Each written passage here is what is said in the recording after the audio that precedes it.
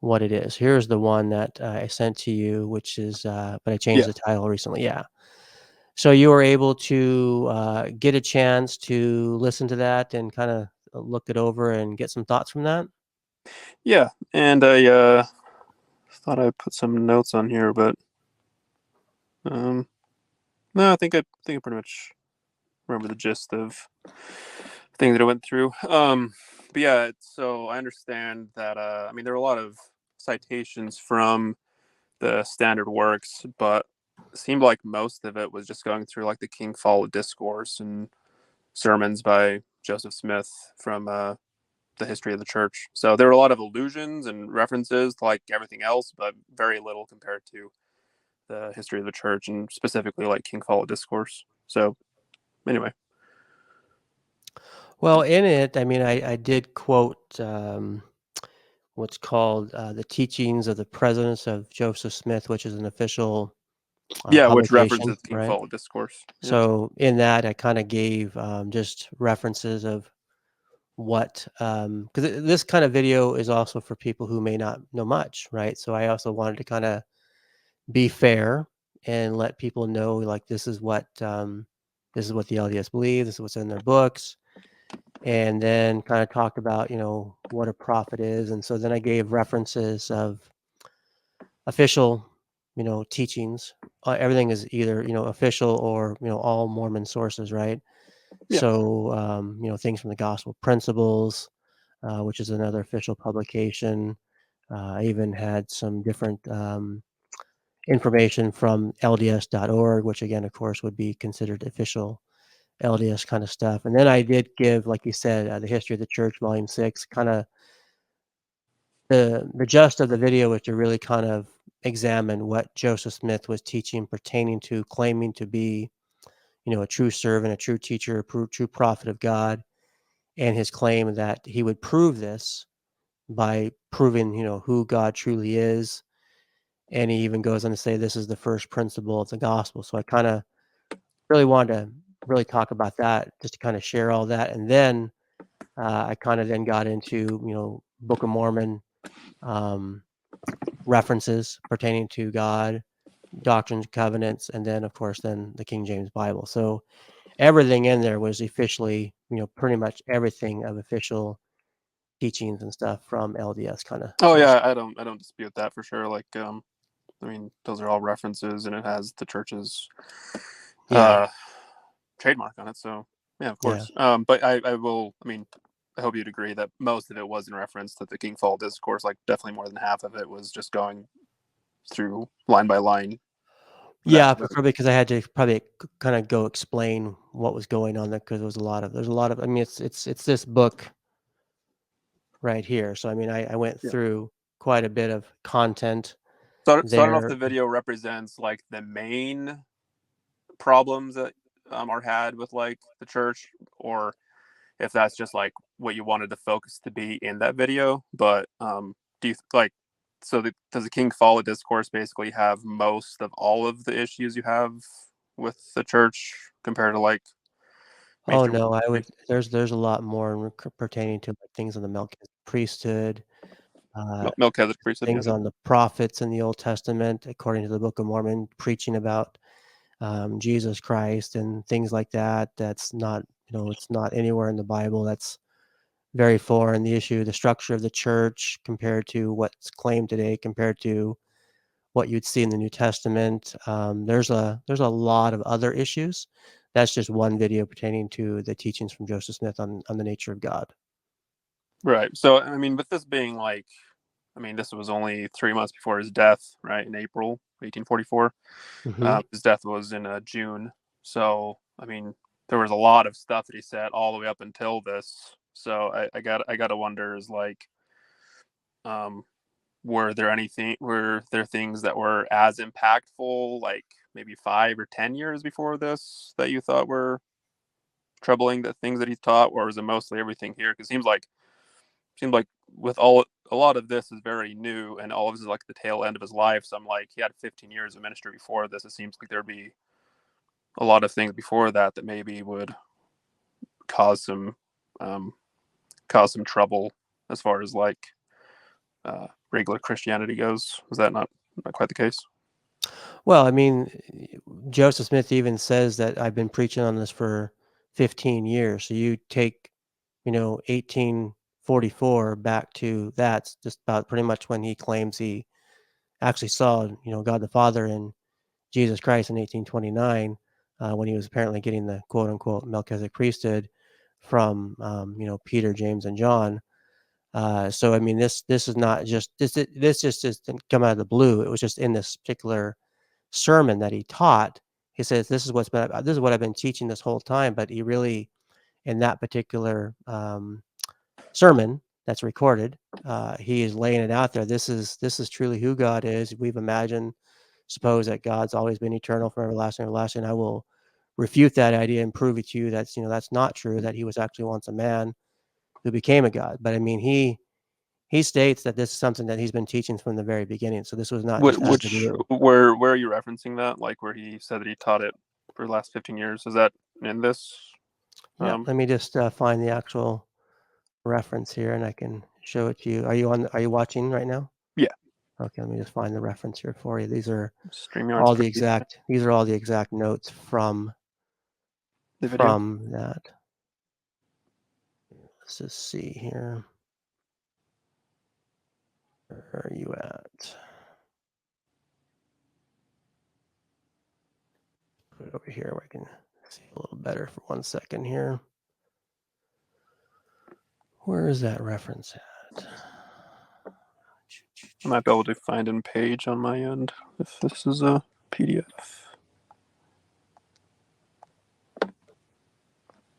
Yeah, okay. So you see it's up top there?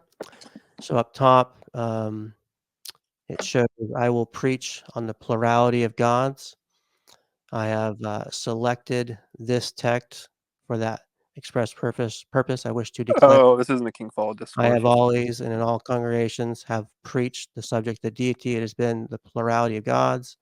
It has been preached by the elders for 15 years. So this is something that is been taught by him and others from the start, but this is where he's really um, talking about this much more in depth.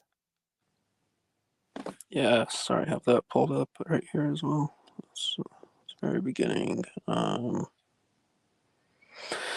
As like this text for that express purpose, which to declare I have always in all congregations and have preached on the subject of deity has been the plurality of gods have been preached. Yeah, so And it's interesting, the next statement, he goes on to say, I've always declared God to be a distinct personage, Jesus Christ a separate and distinct personage from God the Father, and that the Holy Ghost was a distinct person and spirit. These three constitute three distinct personages and three gods. And why that particular statement mostly is actually not horrible. Most of it is just the last part where he says three gods, and that's where this gets into the plurality of gods, where the teaching within the LDS. I mean, you've only been, you said, I think, a Mormon for about about a a year and a year half. or so, right? Year and a half. So I don't want to assume that I've been studying this for over 30 years. So I don't in any way want to assume that you've come across things that I've studied for, many, many years now, and things, and I've talked to people in person. So I don't want to assume certain things, but No, I mean this, I've been very very thorough with like research and stuff. So I mean, likely if you bring up something, I'll probably have heard of it before. yeah. Now you mentioned, if I may ask, just to remind me, because I'm getting old, I forget things. Um, Prior to you converting to the LDS over about a year and a half ago, just give me kind of a brief explanation, or what were you before and how long, just so I can remember. Most recently, I guess I don't know if you could call it a First Baptist, but that was the church that I was. Um, yeah, so I guess just a regular Baptist. I know there's like Reformed Baptists and Southern Baptists or whatever, but the church I Right, went to right. was just regular Baptist. But that was only for like 2 years. But before that, wasn't anything. My parents weren't religious or anything, so um, that's what I was most recently. And was that something that you weren't born into that, right? That was just something you kind of were like, No, what? no, no. Like I said, I wasn't born into anything. My parents So, were not religious at all, and so it was so just what first got you back in the day, if you can remember that far back, kind of got you interested in like checking out different churches? Can you go that? Do you remember that far back? Uh, yeah. I mean, it's I think pretty similar to Joseph Smith's search. I felt a lot like that in my search for truth, I guess. But I mean, there's like all these churches just in my little town, and they're all saying, yeah, we're Christians, and everybody's preaching the Bible. Yet they have completely different buildings, and one wouldn't like just leave their church just to attend the other in perpetuity, just on a whim. Like you can just be like, hey, you want to come over to this church and you know stay in this one the rest of your life? People wouldn't do that. They were very set in each church that they were at. So I was like, why are people? Is this just like tradition type thing, or why are people like so set in these particular churches, and why do they all have the same book? And even some of them have part of the same book and not the other. Like I think it was Church of Christ or something. They only have the New Testament. They don't care about the Old Testament. They like sing a cappella or something. But No, they Church Christ has the Old Testament as well. interesting. Well, they don't preach from it. That's what I was told. Maybe they just weren't reading from it, but it's in their Bible. Well, yeah, but whether it's in there or not, anyone that I talked to I cares. think Church Christ only knows a few verses.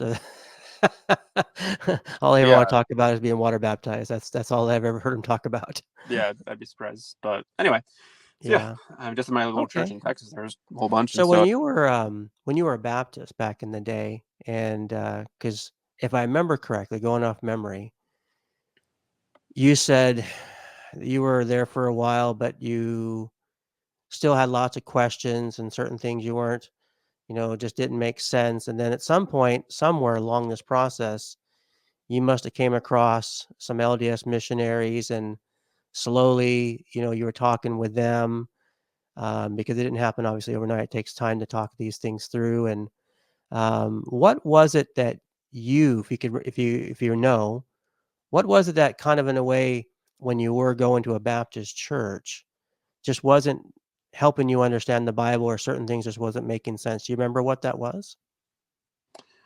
I don't know if there was one particular thing. I think it was an amalgamation of a few things. Um, well, for one thing, I know that as far as the Trinity goes, not a lot of people agreed with how to explain it. Uh, like I think what they call it is the way that a lot of people explain it is like more like modalism, even though they say it's like Unfortunately, essential. It's yeah. like they explain it that way. I'm Yeah, like, that's yeah. unfortunately true. That's how it's explained very often, So unfortunately, right. I'm like nobody really saw eye to eye on like they're like, yeah, we have to believe it, but nobody could really explain it the same way. So I was like, okay, that's a little odd.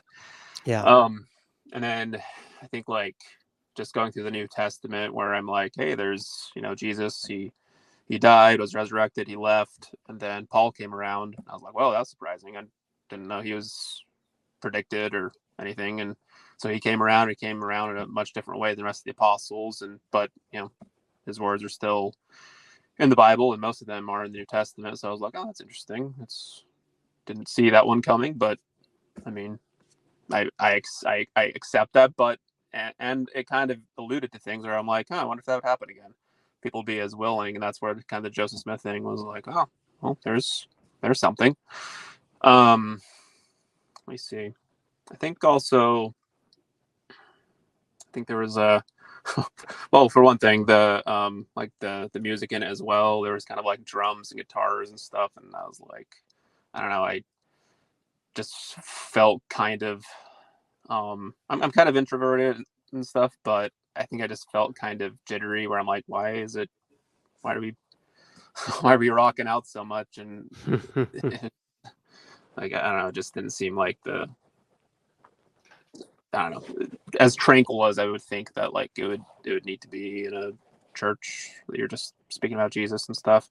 I think Okay. there were a few things as we talk. We'll probably come up with a few others that kind of stood out to me, Okay. but just a few things that kind of So the didn't set. Trinity obviously was something, though, for you. It sounds like anyway that was something that either when you were there wasn't being very well explained, kind of confusing. Not that it wasn't well explained; it's that it was explained differently by like everyone, understood Yeah. differently by everyone. But Yeah. like, I'll be stuff, believe it. I'm like, but okay. Right. Yeah. Yeah. Well, I mean, that happens even with a lot of religions in general, different faiths. I mean, that's common a lot of times. Even I've talked to, I mean, I don't want to like to sound like a someone who's trying to brag. I've probably talked to thousands of Mormons over the years, in person and online. And when I've talked about this exact topic about the Godhood or exaltation, I could tell you the exact same thing, that I've had a mixed bag of views come back my way, some that knew more than others, some didn't have a clue, some didn't, know how to explain, some would say it's just I believe. So I mean, in all fairness, a lot of times what happens with certain people is they believe something, but they maybe not know how to explain it or express it. And so same thing with people who quote unquote hold to the Trinity. A lot of those kind of folks out there haven't been, I want to use the word discipled or trained through the scriptures on how to share certain things. And that could be even applied on the gospel or, things on the death, burial, and resurrection of what took place. And so, unfortunately, um, it's not just one group. We all suffer in this area with trying to learn how to explain things. And so, um, but yeah, so thank you for sharing what you shared. So And appreciate yeah, and I mean, I guess kind of going along with that is that that's what I find is kind of useful, and just having like a one-stop shop to understand that is, I think it's somewhere in the Doctrine and Covenants where it explains what the Godhead is and what like how it's all organized. And so if there are people that don't understand it in the church, they're just like, just go to that section of Doctrine and Covenants, and that's how to explain it, Right, right, So it's kind of a lot more transparent in that way. yeah. So when you were going through the video that I shared with you, I mean, how do you understand? Did you agree with everything that was being quoted from the LDS sources? Essentially, do you have that view that, according to Joseph Smith and the church, that um, God was once a man who became a god? Do you hold to that view as yourself? Well, yeah, sure. I mean, Okay. if Joseph Smith said it, then it's like it carries a bit of weight. Just like if Jesus said something, I'd be like, yeah, it carry a lot of weight. Mm-hmm. Where the differences of like what Jesus says or Paul says, I'm like, if something sounds strange from like Paul says, I'm gonna go with what Jesus said and interpret it through that lens. So it's like if something Mm-hmm. is said later on after Joseph Smith, then I will interpret it through that lens of the prophet of the restoration. Mm-hmm. See it that way. Yeah.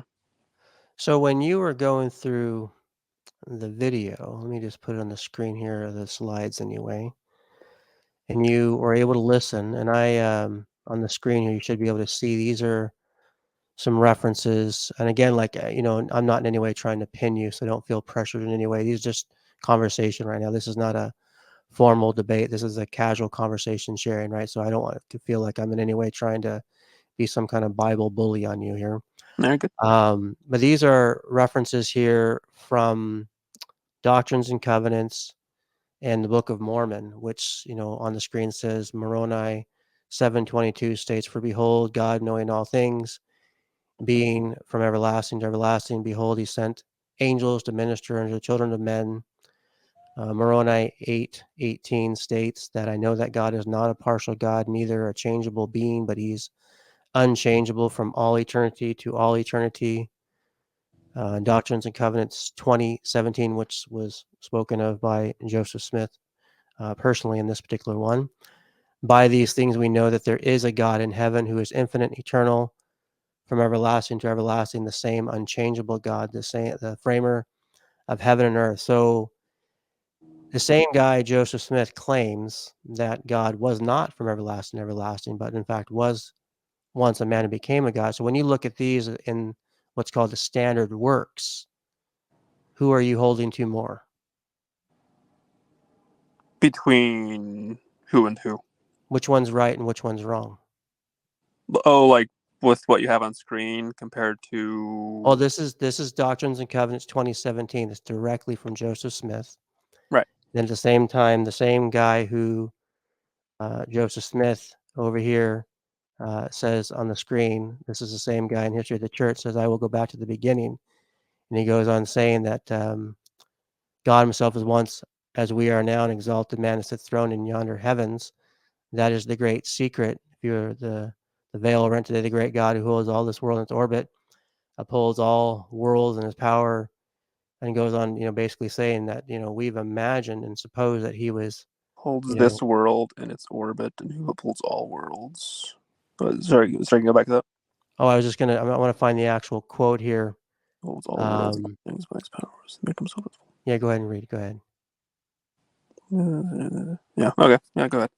So, I mean, um, these are quotes where, in fact, actually, let me go down to the next one here.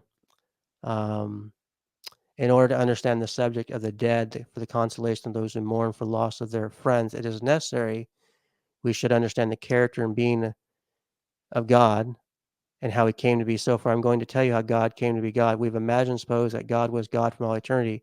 I will refute that idea, take away the veil so that you may see. So this is like, in my opinion, clear language. You don't have to have a microscope or magnifying glass to try and figure this out.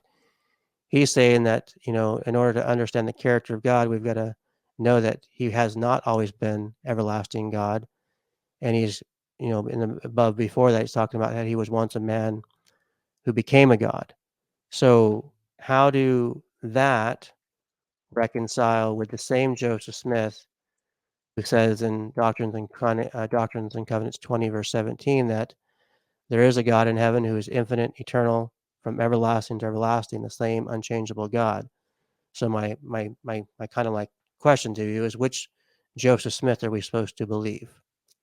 Well, I mean, there is one thing you said there where you said it's clear language of what it means. I'd be careful in how we frame that, and that would imply that we know exactly what he was talking about. Where I know with the Bible, it said a lot where it's like it's clear that it says this, clear that it says that.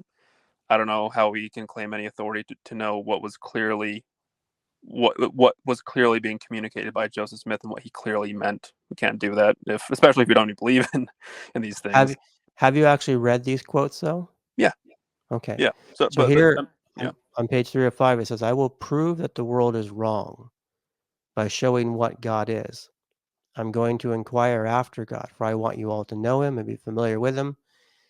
If I'm bringing you a knowledge of him, and all persecutions against me ought to cease, you will then know I am his servant, for I speak as one having authority. I will go back to the beginning before the world was to show what kind of being God is. What sort of being was God in the beginning? Open your ears and hear, all the ends of the earth, for I'm going to prove it to you by the Bible, and to tell you the designs of God in relation to the human race and why he interferes with the affairs of man. God himself was once as we are now. God himself was once as we are now, an exalted man, sits enthroned in yonder heavens. That is the great secret.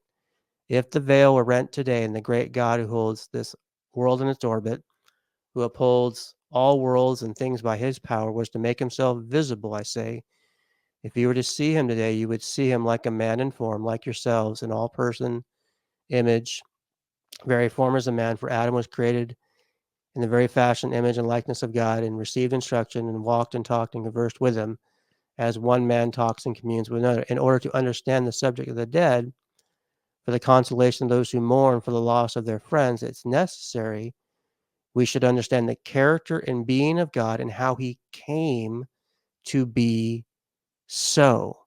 For I'm going to tell you how God came to be God. We have imagined, suppose that God was God from all eternity. I will refute that idea and take away the veil so that you may see. Then he goes on to say, I didn't read this one before, let me just read this here. These are incomprehensible ideas to some, but they are simple. It is the first principle of the gospel. This is an interesting statement. It is the first principle of the gospel to know for certainty the character of God, and that and to know that we may converse with him as one man converses with another, that he was once a man like us.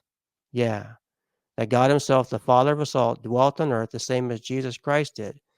And I will show it to you from the Bible. So as I mentioned a minute ago, and no insult to you at all, Gene, but this is pretty straightforward language here. He says, I'm going to refute the idea that God has been eternal, everlasting, from everlasting. He says that I'm going to show you how God came to be God, how he was once a man. Um, so this is in my opinion, a big problem to reconcile. I will say, as far as like context goes, I was always told that like to get context of something, you have to read like 10 verses before, 10 verses after. Sure. And that's something that I think people get on Mormons a lot for, or members of my church, is that like we cherry pick things, like we proof text, like, here's this verse that says, teaches this thing in our church. And then people are like, oh, you're just proof texting, you don't, whatever. I think that would be important with this last one you had, where, where it stops in that one that you had was that I'll show it from the Bible, and then it stops there. He shows it from the Bible in the very next paragraph. One thing I noticed is that there's I don't know if you heard these guys before. They're called Apologia Church. They're out in Arizona. They pass out these tracts, and they say this quote, but skip a whole part of it. They say, "You have imagined, suppose that God is God from all eternity. I'll refute that idea, so that you may see." And then they don't have a stop or anything, even though that's the end of the sentence. They say that you may see that you must learn to become gods yourselves. They skip two complete paragraphs between So if you actually those see two. on the screen, I have the Yeah. following right after that on page 305 and 306. I didn't skip anything. Yeah. Wait. Okay. Want me to Yeah. read it Yeah. out? So this Want me to next read it part. out Yeah. loud? So I Yeah. wish Definitely. I was in a suitable place to tell it, that I had the trump of the archangel so that I could tell the story in such a manner that persecution would cease forever. What did Jesus say? Mark it, Elder Rigdon. The scriptures inform us that Jesus said, as the Father has power in himself, even so hath the Son power. To do what? Why, what the Father did. The answer is obvious. In a manner to lay down his life, lay down his body and take it up again. Jesus, what are you going to do? Lay down my life as my Father did, and to take it up again. Do you believe it? If you do not believe it, you do not believe the Bible. The scriptures say it, and I defy all the learning and wisdom and all the combined powers of the earth and hell together to refute it. Here then is eternal life, to know the only wise and true God. And you've got to learn how to be gods yourselves, to be kings and priests to God, the same as all gods have done before you, namely by going from one small degree to another, and from one small capacity to a great one, from grace to grace, from exaltation to exaltation, until you attain the resurrection of the dead and are able to dwell in the everlasting burnings, to sit in glory, and to do as do those who sit enthroned in everlasting power. And I want you to know that God in these last days, while certain individuals are proclaiming his name, is not trifling with you or with me. So I made sure that I didn't hide anything Yeah. Yeah. I you appreciate put that. forth. So, I mean, if we look at this, just from my interpretation, you see how it says this is from the Bible. It says to know this is eternal life, to know the only wise and true God. And then he goes on and puts some stuff after that. But it says from exaltation to exaltation, and it says resurrection from the dead until you dwell in everlasting burnings and enthroned in everlasting power. There's a few of those things are actually mentioned in the Bible. It talks about like you know heirs, joint heirs with Christ. It talks about I mean resurrection. It says resurrections for all, and Jesus did that, so all would be resurrected. Resurrected. There's a few things that Jesus did that he expects us to also receive as well, and we don't look at that as blasphemous. But then when we add one part about it where it's like, oh, but then we continue on just like Jesus died, was resurrected, will die and resurrect, just like Jesus went from the earth to heaven, we'll go earth to heaven or earth to the beyond. But then once it gets to the God part, then we have an issue with it, which is interesting to me because it sounds a lot like when I think it was the Pharisees or the Sadducees or something, when Jesus said, like, he was quoting from the Old Testament, and he said, "This day is this verse fulfilled in your ears." and they took it as blasphemy because he was making himself to be God, and they threw him out. I see that very similar reaction in us saying, "Oh, we'll become gods," and it didn't make what Jesus said wrong because they had the same scriptures that he had, but he was interpreting something from the past and bringing it to light, and they had a problem with how he was bringing that forward. I think it's the same thing with Joseph Smith, where it's bringing up something from the past and adding and developing it to where you haven't heard something like this before, just like they hadn't heard before. Yet it didn't make it not true. And it didn't take away the authority that Jesus had in saying that. And I think it's just a very similar case to this, where people don't have the context with them. They don't want, like the Pharisees didn't want anything else that Jesus had to say beyond what was in the Old Testament. They were always fighting him with what he was bringing, and he brought new words than from what their scriptures had. Joseph Smith did the same thing, brought new words than what people have had in the New and Old Testament. And so I just see a striking parallel with the reception of it, just like there was a lack of the non-reception of it, just like there was no reception of it by the people that held to the previous scriptures back in Jesus' day. Hope that made sense. Well, I understand what you're trying to say. So here, this is what Joseph Smith claims. So remember, the claim is prior to this that we've imagined, supposed that God's always been God from eternity. He says, I will refute that idea, prove to you in the Bible that he was once a man who became a God. That's the previous pages and teachings from Joseph Smith. Now we get to page 305, as you mentioned. And here he says, what did Jesus say? Mark it, Elder Rigdon. The scriptures inform us that Jesus said, as the Father has power himself, even so the Son power. So to do what? This is what Joseph says. What the Father did. The answer is obvious. In a manner to lay down his body and take it up again. Jesus, what are you going to do? To lay down my life as my Father did and to take it up again. Do you believe it? If you do not believe it, you do not believe the Bible. The scriptures say it. I defy all the learning and wisdom and all the combined powers on earth and hell together to refute it. Well, this is the actual text that he is referencing. It's from John chapter 5. And you should be able to see it on your screen. This is from LDS.org. This is the King James. Mm-hmm. And this is what it says. This is where Jesus is healing. He healed somebody on the Sabbath. And the Jewish people were very unhappy that he healed on the Sabbath. And it says in verse 18, therefore the Jews sought the more to kill him because not only he had broken the Sabbath, according to them, but said that God was his Father, making himself equal with God. Yeah. Then Jesus answered and said unto them, verily, verily, I say unto you, the Son can do nothing of himself, but what he sees the Father do.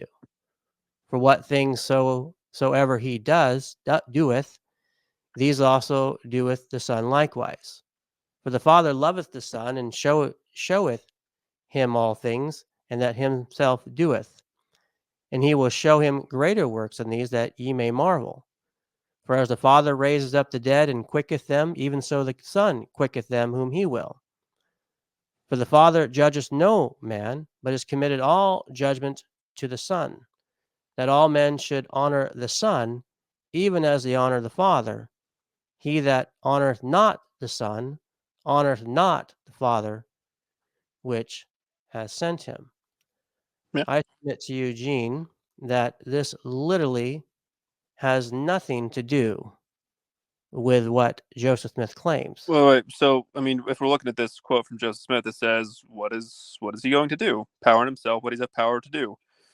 Do Yeah. everything like the Father did. And then So do that's you what ever read John anywhere in the New said. Testament from Jesus ever teaching that the Father pre-existed and laid down his life and gave it and was crucified and resurrected? Is that ever taught anywhere in the Bible from I mean, Jesus? in the passage you just read from the Bible, it said that anything that the Father does, he shows the Son how to do that and gives him power to do that. So, What's the context in John 5? Is it talking about Jesus giving his life, or is it Jesus that healed on the Sabbath? oh, sorry, I was just getting a call. Wait, ask that again. Sorry. So in John chapter 8, or sorry, John chapter 5 here, the context, the verses, like you said a minute ago, you like to read verses before and verses after. That's called context, which I full heartedly agree. Here in John chapter 5, I would encourage you to read the whole chapter. Here, the Jews are upset because Jesus healed on the Sabbath. Verse 16, therefore the Jews persecute Jesus and sought to slay him because he done these things on the Sabbath. Jesus answered, my Father worketh here too, and I work. Therefore the Jews sought the more to kill him, because not only broke the Sabbath, but he also said that God was his Father, making himself equal with God. So they understood that Jesus was claiming equality. Right. Then Jesus said to them, verily, verily, I say unto you, the Son can do nothing of himself, but what he sees the Father do. This is talking about in reference to the miracle here, the healing. For whatever the things soever he doeth, he's also the Son likewise. The Father loveth the Son, and show him all things that he himself doeth. And he will Yeah. show him greater works than these, that you may marvel. For as the Father raised up the dead and quicketh them, even so the Son will quicken whom he will. So he shows that he was able to heal this guy here. What I'm trying to share with you, Gene, that is a very far stretch, what's called the word eisegesis. When someone wants to read into these verses and say, here, Jesus is claiming that he did what his Father did before, because it's what really means is the Father had a pre-life where he was once a man, who he also was crucified and resurrected. And this is actually what Jesus is claiming, that he's also going to do like his Father did. But if we're looking at what Joseph was talking about specifically in that part, he was just simply talking about resurrection in that specific part. He said, what will he do? Just like Mhm. the Father has, he will raise himself up. He was just talking about resurrection, that part, not about like So being God. where in this stuff here do we see in the scriptures? Because remember here he says, these are incomprehensible ideas to some, but they are simple. It is the first principle of the gospel to know for certainty, a certainty, the character of God, and to know that we may converse with him as one man converses with another, that he was once a man like us.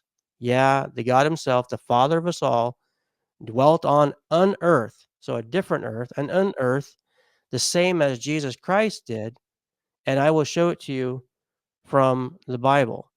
So where did Joseph Smith prove it from the Bible that the Father was once a man who became a God? Can you give a reference for that one?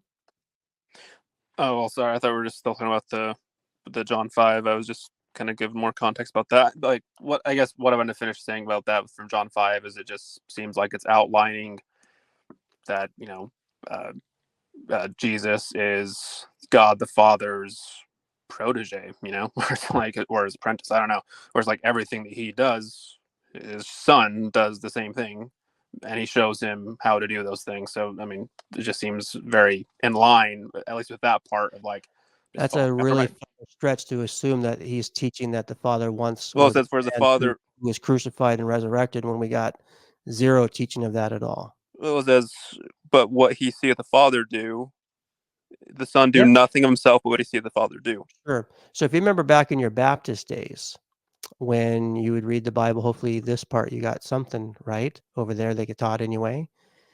Jesus, when he came to this earth some 2,000 years ago, he came to represent the Father. He was sent by the Father, and he humbled himself for a time, taking on our likeness. He was, became like one of us as a human. So when we read these passages in John 5, what he is showing is that not only is he equal with the Father, but he also has humbled himself, and he does what the Father shows him. So as we see throughout Jesus' ministry, we know that Jesus was speaking back and forth with the Father, and the Father was leading and guiding him. But like I mentioned a minute ago, which I want to stress really importantly, to read into these verses to think that this is any way at all teaching that the Father was once a man, so to speak, quote unquote, and then he was crucified, quote unquote, and was resurrected, and that's what Jesus is following his footsteps. That is completely foreign to the teachings of Jesus, completely foreign to what the apostles taught in the New Testament. That is completely not anywhere taught in the New Well, Testament I will at say all. to give Joseph Smith the break on this is that he doesn't say that he's referring specifically to this passage to say I'm proving with this passage, I'm proving that God was a man before this. I mean, you have to read the entire talk to Well, actually get I this. have the book, just so you know, and he never gives any direct references at all that he's going to Like prove you've to the read this, Bible. you've read this whole discourse and I couldn't Of find course, anything of, where he of proved it. course, of course. Okay, Otherwise, I wouldn't be talking to you. right. I mean, I'm not laughing in a bad way. Don't take that. I'm not take the right way. I'm just laughing because I laugh. So, what I would say to you, Gene, like I said, like I don't want to. I mean, you've only been in the LDS faith for just a year and a half, so my encouragement to you would be is to keep on being very open to what the Bible teaches, and always test everything by what the actual scriptures teach. Because one of my concerns, remember earlier you asked me, one of my concerns was like, what else about Joseph Smith? What else, right? Well, the Bible warns in the book of Galatians from Paul. He says that if we or an angel from heaven comes and preaches to you a different gospel than what we've preached to you, let him be accursed. Well, one of the things that's interesting is in this particular thing with Joseph Smith on the screen, he says, these are incomprehensible ideas to some, but they are simple. It is the first principle of the gospel to know for a certainty the character of God, and to know that we may converse with him as a man converses with another, and that he was once a man like us, and goes on. So Joseph Smith has equated his teaching here with the gospel. And the Bible warns that if someone comes and preaches to you a different gospel, that we need to have red flags, should be sirens need to be flaring like left and right, because the question would be is, well, then if that is the gospel that Joseph Smith is bringing, that this is the true gospel, well, then it should be completely easy to teach from Jesus, as you mentioned earlier, that God the Father was once a man who became a God, and that we can become gods too, kind of teaching this kind of exaltation teaching, or at least even from being from the apostles. This is a foreign teaching from the Bible. This is even foreign to the Book of Mormon, which is interesting to me. Before we get too far from that, can I mention one thing about that quote that you mentioned from there? So I think we're conflating like what the gospel is and principle. So he didn't say like this is the gospel. He said it is the first principle. The first principle, meaning like there's many principles, not only Sure, this isn't the only one. The but he's first still principle. equating this with the gospel. Well, I mean, is it not true that we need to know? Is it important to know the character or the will of God and that we can like communicate with him? Is that not biblical? Like Well, that we can communicate with him. that That's praying, that part knowing the is biblical. character of What God. that part is biblical. What Joseph Smith taught here is unbiblical. But it says no for certainty the character of God. Do we not know the character of God from like the Bible? Is Yeah, that the not Bible something we teaches can the know? character of God, that he's from everlasting to everlasting. He was never once a man But I mean, who just became those a two God, parts, like those aren't unbiblical. Because then he goes, so then he says, and that he was once a man like us, yeah, the God but he himself, was never once a man. dwell on earth, same as Jesus Christ himself did, and I'll show it from the Bible. Um, I mean, it's not. I think, I think it kind of goes into it's. I guess he's kind of saying that that's going along with like the character who God is, but it's not. And he goes on to explain that. But just the simple parts of like knowing the character of God and knowing that we can converse with him, those aren't Yeah. out of left Would you field. agree with this statement, though, at least in this concept, even though you may not be able to understand or explain it? Would you at least agree with me that here Joseph Smith makes it very clear that he's teaching that God was once a man who became a God, and he actually says that I will prove to you that we've imagined, suppose that he was God from all eternity. I will refute that. Would you agree with me that he is teaching that God was not always God from everlasting here? That he was not always Because God. it literally says here, um, the second to the last paragraph, in order to understand the subject of the dead, the consolation of those who mourn for the loss of their friends, it's necessary we should understand the character and being of God, how he came to be so. For I'm going to tell you how God came to be God. We have imagined and supposed that God was God from all eternity. I will refute that idea. So would you agree with me here that he's saying that God actually was not from God from all eternity? I hope you don't expect a yes or no on this one because I want to provide some backing to what I'm going to say.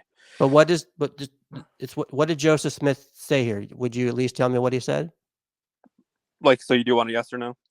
Well, tell me what he says. How do you read what he says here? That God Himself was once a man, and was, yeah, sure. But I mean, I hope you'll let me go into more of like where I'm seeing this, whereas compared to how you're seeing it. But I'm just asking you right now for clarification. From what you see and you read, which I also have in my own possession, and you can find it online as well.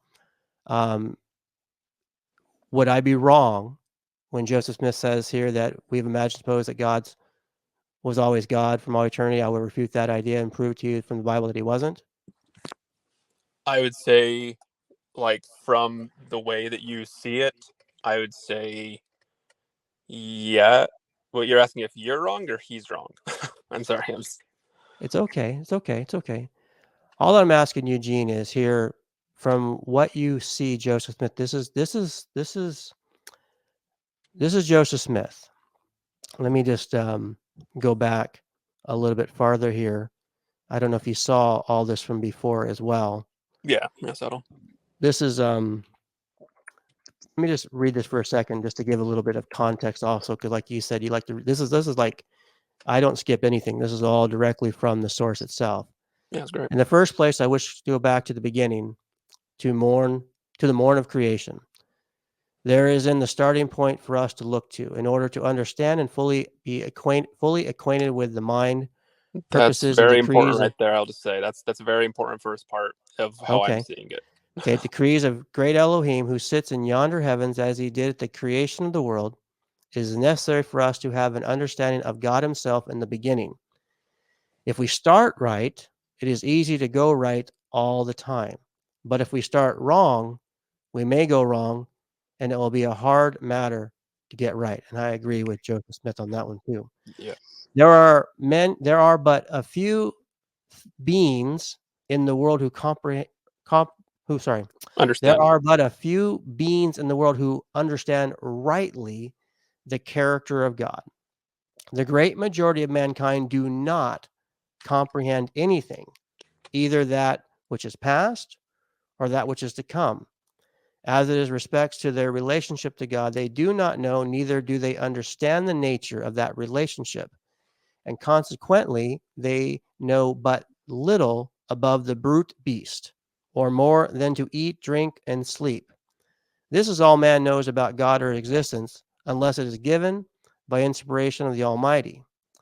If a man learns nothing more than to eat, drink, and sleep, and does not comprehend any of the designs of God, the beast comprehends the same things. It eats, drinks, sleeps, knows nothing more about God. Yet it So, knows so do as you much mind if we pause and go back to that because I don't want to get too far from it, but because like the first part that you read in this is exactly where I'm coming from, so I think it'll but make the a lot more whole sense. point though, just to understand here, he starts out the last paragraph. I want to ask the congregation, every man, woman, and child, to answer the question in their hearts, what kind of being God is.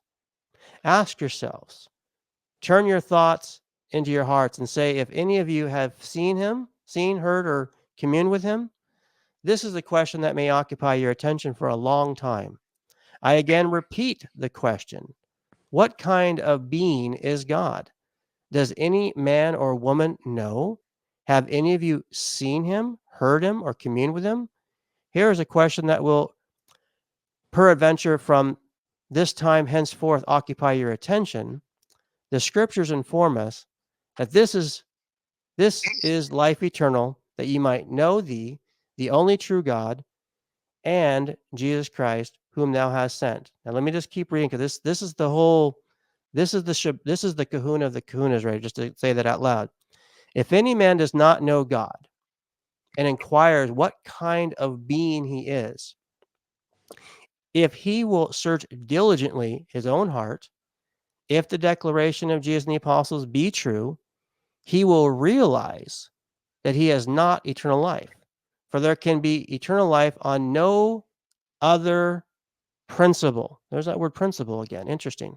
My first object is to find out the character of the only wise and true God and what kind of being he is.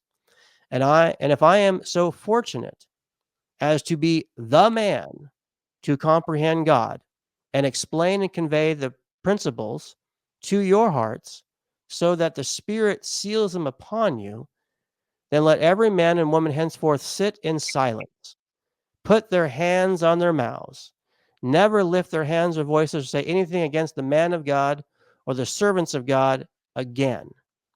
But if I fail to do it, it becomes my duty to renounce all further pretensions to revelations and inspirations, or net inspirations, yeah, or to be a prophet.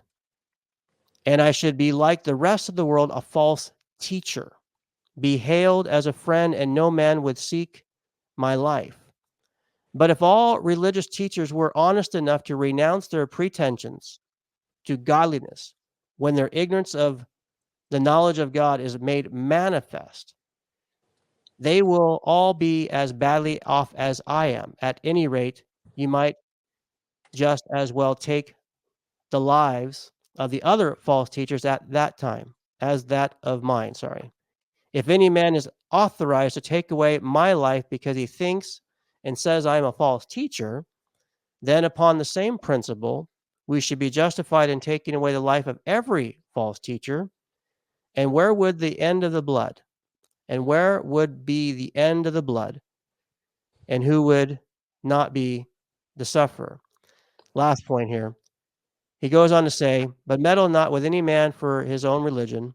All governments ought to permit every man to enjoy his religion unmolested. I agree. No man is authorized to take away life in consequence of difference of religion. Agree. Which all laws and governments ought to tolerate and protect, right or wrong. Agree. Every man has a natural and in our country a constitutional right to be a false prophet. Again, agree. As well as a true prophet. If I show verily that I have the truth of God and show that 99 out of 100 professing religious ministers are false teachers, having no authority, while they pretend to hold the keys of God's kingdom on earth, and was to kill them because they are false teachers, it would deluge the whole world with blood. I will prove that the world is wrong by showing what God is. I am going to inquire after God. I want you all to know him and be familiar with him. And if I'm bringing to you a knowledge of him, all persecutions against me ought to cease. You will then know that I am his servant, for I speak as one having authority. The reason why I wanted to share that, and I'll go back to what you want to talk about, I have no problem with that whatsoever. Cool. I wanted to emphasize, though, just a quick point here, is that Joseph Smith is laying it out there, saying, look, I am going to show you who God is. He's basically saying, you guys don't know who God is. I do. And I want to show you how God came to be God.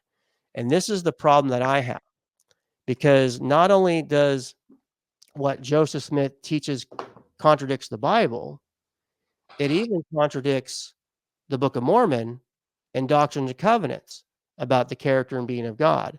And so that, to me, that's kind of really bizarre. And so anyway, I'll let you share. And so you wanted to highlight something here. Yeah, and I appreciate that you read all of that. Like, I don't know, for me, there are so many things in there that I'm like, yes, yes, yes. That so many things I could talk about with all of his following paragraphs. But what I was specifically want to speak about is, how it says, in the first place, I wish to go back to the beginning, to the morning of creation. There is a starting point for us to look to, in order to understand, to be fully acquainted with the mind, purpose, and decrees of the great Elohim.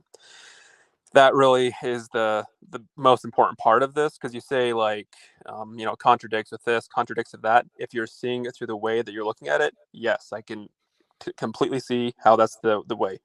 The way that I'm looking at it is, and I believe the way that Joseph Smith was showing it is just like it showed in those verses from Doctrine and Covenants and Book of Mormon that you referenced. They were all talking about a creation. They were all talking about the creation of what? Like when we speak of creation or the beginning, is there anything that we're talking about except our earth? Or is creation always referring to, and the beginning is always referring to our earth? Like, I guess, yeah, it's not a rhetorical question. Like in the Bible, and it says in the beginning was the creation. Are we was like are we referring to anything else but our earth in creation and our like sun, or we're not, or is everything created at the same time as the earth? You're asking me? Yes, it's not rhetorical. Well, we're going by what the Bible teaches. Genesis 1 says, in the beginning, God created heavens and the earth, and it goes through Genesis 1 and 2 about how all the order of things came into being. We see that also referenced in the New Testament with Jesus in John chapter 1, Colossians chapter 1, Hebrews chapter 1, how Yeah, Jesus was also from eternity with the Father, that both of them are eternal, uncreated, never had a moment where they did not exist. They were never once a man who became a God. They were the ones who were there and brought things into creation. So when you look at Genesis, there's not multiple creations, there's not multiple worlds, there's not multiple gods who've created worlds. This is the beginning. There was no pre-existence, there's no pre-mortal existence. This is when we all came into existence through the book of Genesis. In the beginning, so God so you so created. you would so you would say when the earth was created, that's the time when the whole universe was created as well? In the order of how came in the book of Genesis, chapter 1 and 2, that was the order of how God brought things into existence, correct? Okay, even though it doesn't specifically, like when it says creation, it says the heaven and the earth. Yeah, well, that's verse 1. Then if you read the whole chapter in chapter 2, it gives the order of how God did it in the first 6 days of creation. Right. But I mean, it's not talking about like, oh, then these planets or these galaxies or something. It's only like whenever we speak of creation, it's always talking about our Earth and the heavens in our Earth and nothing else. Like But it would that's also always what be it's in reference to the universe, talks about the skies, talks about the stars. That's well, the I mean, whenever we're universe. talking about That's the heavens, that's usually speaking of the heavens, like the skies and the Earth, right? It's not talking about like space, is it? well, a lot of times when we read the word heavens, we think sky, but it actually has to do with the galaxy and the universe. So there's a lot more that's entailed Well, I mean, with that. I If you mean, look at we could assume it intelligent probably design does, and creation, there's a lot more entailed there than what we would just see. but it doesn't explicitly say that like in any verse. It's like, oh, the heavens refer to the whole galaxy and universe. Like we have to just imply that. How Let me ask you a question. How does that in any way go with the teaching that Joseph Smith is teaching, that God was not God from all eternity, but was once a man? Well, just like this. So that's the way that I'm seeing it. Is I don't know if you've probably met a lot of members that say it's like, yeah, there's only one God of this earth. Remember? Have you ever heard that before? Say that again. Have you heard members of my church say, yeah, there's only one God of this earth? Have you heard that before? Yeah, well, I mean, that's exactly what even Joseph Smith said. He said that there was gods before us. So the view is that there is this endless progression of God the fathers in the previous generations of different creations and planets. So yeah, this is just the one we're on right now, where the father, who's apparently the father, he was once a son, and that son had a father, and that father had a father, and his father had a father, Right. and we don't have no idea how far it goes back, but that's the teaching of the LDS. Yeah, so I think those are two lenses. Is I believe you're seeing it through like through everything, like all universe, all existence, whereas Joseph Smith is seeing just like I think the Bible does, is that when it's talking about creation, it's referring to like our what we have on our earth and our heavens. And as far as like him being the God of this earth, it kind of goes along with that. And as far as like him always have been this God of this earth, that makes sense because he was here at the beginning of creation and he'll be here after creation. So I think, and then if you are aware as well, Joseph Smith talks about there being intelligences and that we've always been intelligences. So that would go in line with saying he Yeah, has always been from eternity to eternity. It doesn't say that that's he's been God sure. of everything of all eternity, but like Sure, it's that's so it's not contradicting from that lens. It's not contradicting to say well, God it's not contradictory to forever. you. It just that's completely unbiblical because that's not at all what the Bible teaches. But I mean, like as far as like him saying, uh, like he's always been God of this earth. Yes, as far as he's always existed, yes, he's But always here, existed because of let me intelligence. remind you, this is what he says here. Says, "It's necessary we should understand the character and being of God and how he came to be so." Yes. I'm going to tell you how God came to be God. So let me Yeah. ask you a question. How did God come to be God? Well, I mean, you'd have to read the rest of this, and everything else is How what is. how I have the book, I've read it. He never explains it. So what do you understand? How do you think God the Father, who was once a man, how did he become a God? What do you believe? Well, I mean, actually, he is pretty explicit about it. And here he says, from one exaltation to exaltation, he was raised from the dead, lived a life, w- lived the principles of the gospel, and received his exaltation. I mean, yeah, he teaches So us. in order to become something, wouldn't that imply you weren't something before? Yeah, but that to me is not a contradiction because again, you're looking at as God from all eternity of everything. I'm looking at as God of this earth, this creation that it only And it speaks never of says all the anywhere time. God of this earth, just to be very clear here. But It whenever we says talk here, about I know that creation, it's God is only not a talking partial about God, our neither a earth. changeable being. He's unchangeable from all eternity to all eternity. This is everything. This is even when he would have been quote unquote a man. Over here, the same thing. God in heaven, who is infinite, eternal, from everlasting to The everlasting, framer the of same heaven and unchangeable. earth and all things which in them Yeah, are. of He's earth speaking and of this heaven. earth. So, but the No, no, point no, no, is, no, no. he's Framer of always heaven been. and earth. No, but Like that's just talking about it in general. The point is he's always been God. If he had to come to be God, then there was a point when he wasn't God. And but the Bible teaches, this is what the Bible teaches here. Before the mountains were brought forth, or ever hast formed the earth and the world, even from everlasting to everlasting, thou art God. The scriptures in the Bible are completely in agreement here. There is never a point where God had to become God. That's the problem that Joseph Smith has in his teachings, is he is trying to teach something that's completely against what Jesus taught, against what the prophets taught, against what the apostles taught. These are foreign teachings. and honestly, you'll always see that way if you don't look at it through the lens that Joseph Smith is looking at it. You assume like it's always going to contradict whenever you look at it through your own lens. If you're not going to look through it through his lens, then it's always going to contradict and never going to make any sense. But it's doing it an injustice because you're not seeing it the way that he was seeing it. Well, I don't want to insult you in a very bad way, but that was really blasphemous what you just said, because you're putting Joseph Smith above Jesus, No, no, above no, the no, no. apostles. No, no, listen. These are clear teach you I believe you're a smart guy. I believe you sound Yeah. intelligent. You sound intelligent. You may be even more intelligent in the real world than myself. I'm an average Joe kind of guy. But this is pretty black and white, my friend. This is pretty straightforward. The Bible, if you just read just the Bible itself, it is unequivocally clear that God has always been God, and this is the only world that's ever been created. You cannot get any kind of teaching that there was other worlds, other creations, other human existences. It's completely foreign. This is a Joseph Smith invention. So here's I guess hopefully I can illuminate to see where I'm coming from. So let's say I don't know if you like Harry Potter or not. Maybe I know a lot of people don't like that Not because really, it's no, to be honest. But I have I know nothing against him. I don't know. yeah like witchcraft or whatever. So if I if I'm talking about Harry Potter and I'm saying I really liked the part where Peeves is running around messing with the kids in Hogwarts Castle, and somebody says, "What are you talking about? Who's Peeves? I never heard of him. That's not Harry Potter. What are you talking about?"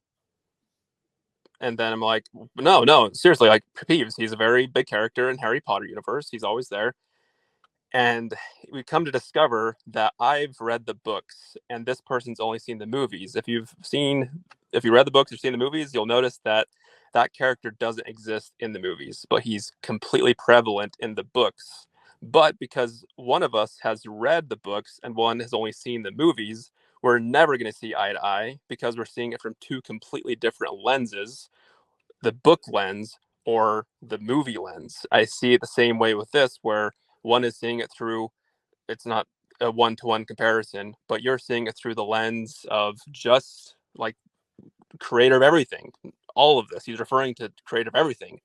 Yeah. Whereas Joseph Smith is probably just referring to creator of this earth and not saying that like he's not the God. He hasn't always been the God forever, but it's the God of this earth. Like I think that's how I'm seeing it, where that's the big divide, where you'll always think he's contradicting. You'll always think that it's clear that he's being blasphemous if you're The not ironic going. thing is you keep claiming it the God of this earth, but that's completely, again, a foreign concept when we read the actual Bible for what it says. Let me ask you a question, though, on what you just said, though. So, God the Father, from LDS teachings, believes that we've already went through it, that God the Father was once a man who became a God. And, we've already talked about this before. So the Father had a father, right? So his father was once a God who was once a man who became a God too. Would that be correct? God the Father had a father who was once a man who became a God? If we're looking at the In other progression words, of the yeah, yeah, God the Father, his father was once a father and he was a God, correct? yes, I would Would see it you that way. also agree that his father was and just keep on going in that same sequence? You would agree, right? Yeah, yeah, over Okay, and over. Yep, yep, yep. sure. So on the screen, this is interesting here. This is the same God of this creation that you want to talk about. It says in Isaiah 43:10, "You are my witnesses, saith the Lord, and my servant whom I have chosen, that you may know and believe me, and understand I am he. Before me there was no God formed, neither shall there be after me." Isaiah 46:9 states, these are just a couple references, "Remember the former things of old, I am God, there's none else. I am God, there's none like me." Don't you think it'd be kind of ironic that the God of this universe, the God of this creation, wouldn't he have known about his father and his great, grandfather and his great great grandfather and all the other fathers who've become gods, but yet here he says there's no others? Just to make sure, this is the King James, right? Oh, absolutely. Okay. So if you've looked at I mean, when I look at these other translations, I see something pretty interesting about it. Is I know like ESV and NASB, they claim to be a lot more like in line with the manuscripts. If you look at those in these verses, um, for one, in verse 10 of 43 of Isaiah, it's a lowercase case G and not a capital G, but then no, everywhere else is capital G, which we usually assume lowercase g is an idol, right? In this case, it's not because it's capital G, but it seems very inconsistent between translations where it's like, if you're reading the ESV, you could reasonably assume they're talking about an idol. If you look at 46, 8 or 9, in those translations, it doesn't even say there is no other God. It says there is no other rock. What does rock mean? What is that referring to? I mean, I look over and like when Jesus talks to Peter and he's like, upon this rock, I'll build my church. Is it the same type of rock? I don't know. It's both capitalized. I don't know. So for me, depending on which translation you're looking at, it can get really confusing about Right. what are they Well, we're talking we're about. looking at the King James, which is recognized as being the Bible from the LDS Church. Not only that, in the Hebrew, it As doesn't far as matter if translated correctly, it does right? it doesn't even matter with what everything you just said. Actually, I don't mean to be insulting to you. Doesn't matter. What matters here is what does it actually say in the Hebrew? And here in the Hebrew, it is the Greek or the Hebrew word Elohim, which can be correctly, as understood, capital G or a small g. Even going with a small g, if you remember correctly, even Joseph Smith said that gods before, which would be the gods who came, men who became gods, were small g as well. So the point here, though, would be before me there was no God, Elohim formed. The word formed, if you watched the videos you claim you did, I shared in the video that Hebrew word is yatsar, which means to come into being, to be fashioned, to formed, to be brought forth, or to be made. So here, the Father, if this is supposed to be the Father, according to LDS teachings, because Elohim is supposed to be the Father in the Old Testament, and Yahweh is supposed to be supposed to be Jesus. Here, the Father is saying there was no God before me, there'll be none after me, and he goes on to say, I don't know of any other like me. So again, as I'm just trying to share with you common sense here, if the teaching that Joseph Smith taught that there were actually, in fact, gods before him, men who became gods, God the Father says, I have no idea what you're talking about. So, I mean, something that I mean, I'm glad you pointed it out about like what it means, the Hebrew, the formed part. I think it's kind of pivotal of understanding where he's coming from with this, where it says, no, God formed. Why would this verse say God formed if God never was created in the first place? Like, why even, if he's comparing himself to another God, why would he need to say formed if he himself wasn't formed? Because in Isaiah 43, the prophet Isaiah recording stuff here, talking about God, Idols. that idols, people who are placing idols as being gods. Right. And so the Lord here, God, is saying there's no gods before me, and there's no gods after me. The point though is that it's still common sense. Could it There mean like are no no God men, can be there are formed? no men who became gods, whether before the Father or ever after the Father. This is a foreign teaching according to the Bible. Like he could be saying you can't form a God. I mean, could he be saying that? Like you can't form a God? Like they're talking Well, about they idols. believe things were born or brought forth or came into being idols that were gods. That's the And whole we point of when you're understand it reading from Isaiah Joseph's point of 43. view. From Yeah, but Joseph Smith's point of view, he doesn't think of that either. He says you don't start as a God. I'm not well, myself a God, but he says you well, become one. So I let's mean, just put Isaiah 43 on the screen here for you to see, because this is I mean, very to me, important, I just believe, for you. comparing very different forms of gods between Joseph Smith's and these ones, like they're talking about idols forming them. Joseph Smith never claims that you are formed to be a god. He says you become a god. No, that's what exaltation teaches, my friends. That you actually go through different burnings to Yeah, which but you you don't eventually start as a become god. a You god. start It's the as same exact thing. no, no, no, no, no, no, no. I definitely have to disagree on that. It's I don't like want to. I don't want to insult you. I've been talking to bishops and many Mormons over the years. This is exactly what they do no, believe. but what I'm saying is like currently right now I'm a person. I'm not Yep, a god, right? of course not, and you never will be. I know you're passionate about it, but but like it's just the comparison just doesn't. It's it's another one of those kind of. It's I don't know, kind of like a non sequitur in a way, you know. So when the Bible is consistently clear that God is eternally God, from everlasting, everlasting, that He wasn't ever once a man, nor did Jesus ever teach it. When the Bible states that there was no gods before me, there'll be none after me. I know none like me. Literally, no other gods like me. Um, these are just again, you seem to be a very intelligent guy in the real world. These are just black and white issues, my friend. If it says I don't know any other God, that's pretty clear. And so all that I'm trying to share with you is I know that you're reading, and I don't mean to imply something that maybe not be true, but it's my experience. You're reading this through the lens of Joseph Smith. And And I would so, and you agree with even said that earlier. You actually said that earlier, that, because I'm not wanting to listen or be guided through Joseph Smith, so I'm going to have these different views. The that's not what I problem meant. is, It's not what I meant. but the problem is though, is like I mentioned earlier, 2,000 years ago, when Jesus was here, he warned about false prophets. It's not a surprise. I'm not even. I'm assuming you might even know these things. Yes, The apostles warned about those who would teach a different gospel and a different Jesus, even if you will, right? Paul said that. Yep, So yeah, 2 Corinthians 11:4, Galatians 1, yep. and other places. So you fast forward to the 18th century with people like Charles Taze Russell, Ellen G. White, Though no, uh, no, those were like Mary 19th century. Those came after Joseph Smith. Mary Baker Eddy, and then of course Joseph Smith. All these different people had unique claims, but all one thing in common.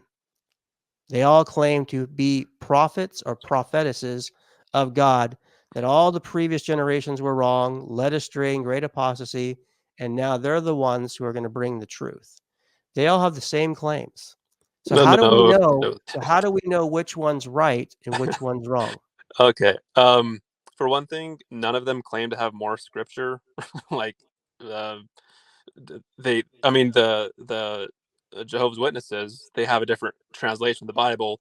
Christian Scientists, they just have the Bible. Whoever else you mentioned, it's just the Bible. None of them claim to have anything else besides the Bible. So you're comparing Mary apples to oranges. Ellen G. White, she has her own writings that was claimed to be divine inspiration on Scripture. equal authority with the Bible. And what are Charles those? S. Russell was a prophet who claimed that his teachings were on equal authority with the Bible. And so both of those congregations still use all of those along with the Bible, The like as ones who are the Scripture. true followers, yeah. None of them that I've met. I've I've talked to met quite people a few of them. I've been around a little bit. I talk to a lot of people. They still do. like they say we have the Bible, but also we have this other book Yeah. collections of Charles There are Taze people Russell. who still hold to Ellen G. White as a true prophetess. Her teachings are divinely inspired on equal authority with the Bible. There are people who are, they're called Russellites or Dawn Bible students, international Bible students who hold to the teachings of Charles S. Russell as being on equal authority with the Bible. And they'll claim to be prophets like Moses.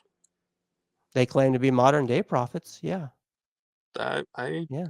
I don't know where you're coming from with that, but they 1972, April 1st, page, I believe, 28 or something like that. The Watchtower claimed that they are a modern day Ezekiel prophet declaring the word of God today. they are or he is. They are. Like the entire church is the The prophet. organization, they claim they are a modern day Ezekiel prophet. Well, that's very different than anything that Joseph Smith claimed, or even the Bible claims. I mean, Well, he it's claims he did more than any other person ever living, even more than Jesus. aside for No, the he second actually that says Jesus. that he was able to keep the church together, which Jesus was not able to. But if you look at the Doctrine and Covenants, it says he did the most for man for the Even more than Jesus, he gospel. claimed. No, Yeah. no, no, no. You He have to read it did. right. If you read I his will read it to teachings, he you. actually did say that that's Nope, not nope, nope, that's nope. not I will anti-Mormon read it literature. for That's you from from DNC. official LDS sources. Will you let me read it from DNC? What it actually says? He doesn't say that. That no, I'm talking. This is like teachings from Joseph Smith and Brigham Young. These Yeah, yeah. and these are prophets of the LDS Church. Joseph Smith said like nobody's been able to keep a church together. Jesus, like his apostles ran away from him. They haven't run away from it yet. He didn't say they Yeah. did more than him. You're He, conflating two quotes together. The one from well, Doctrine he and said I Covenants and did one more from than any other man, even Jesus. He did no, say that. no. Please let me read that because that's completely. You're reading a different source. I don't have the source right now, but It's what I am Doctrine and saying is Covenants. accurate. But before we go, like, so you, let me just be completely, you are acting like you're an LDS apologist, but you only been in it for a year and a half. It very surprises me how you're defending so much here, but yet you've only been in it for a year and a half. I've been doing Well, this for 30 something years, and I've talked to a lot of people over the years, and I'm not anybody's, but I'm just saying, like, what I would encourage you, Gene. like, are you saying I shouldn't know this much? Or Well, surprisingly, you think I mean, you've a year and studied a half quite a is a pretty long bit. time. But the lenses that you're reading through right now is all through Joseph Smith. That's what you've openly said from the very beginning. No, I So said if Joseph Smith goes against Jesus, you're going to go with Joseph Smith. and if Paul goes against Jesus, you'll go with Paul. But Paul doesn't go against Jesus. That's the good news. Okay. I mean, when did You think Paul went against Jesus? I'm not saying that he does. I'm saying people can see if people can see that for one thing, when did Jesus ever talk about grace? Not Did the Jesus? word itself. No. Nope. Did Jesus No. ever say that we needed to preach to the Gentiles? He said that for God so loved the world that he gave his only begotten son. And then he said, I have other sheep. All And right. then he actually it's even quoted in Matthew chapter 12 that he came for the Gentiles, a direct reference to Psalm 42. So yes, Did he say that Paul needed to come around or that he needed another apostle? I don't understand. Did Jesus ever say that, hey, there's going to be another apostle, going to be called a different way than you guys were? Be ready. Different. What? How is Paul different? How was he? I mean, how was he called to be an apostle? By a vision. But how How? is he How? different? What do you mean? What does Because Paul teach that's different than Peter or the other apostles? well, I mean, election, grace, adding more. I mean, You don't think adding. Peter taught election in First Peter chapter 1 about predestination and the Well, elect of God? here's the thing: is like, what did Acts chapter Jesus? 4, he talks about the predetermined plan of God.